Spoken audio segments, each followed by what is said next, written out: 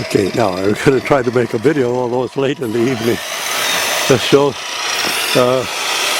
Jiggly and Taco Bub, the two young men from the Republic of Georgia, who are building a new bell tower to house the 4 Russian bells that Father Vasily in Fort Lauderdale had given to us.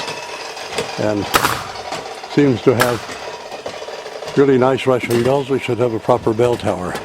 Also will enhance, of course, the monastery appearance, and going to enhance the sound of the bells from up high for the divine liturgy and other divine services. The boys have done quite a bit of work here, volunteered to do this work also, and before long we should have a proper bell tower, and our bell ringer Igor, the Moldovan chap, young Moldovan fellow who rings the bells, will be quite happy to ring proper bells in a proper bell tower. So, there's Taco Bar going back up to join Jiggly up at the top, building the bell tower.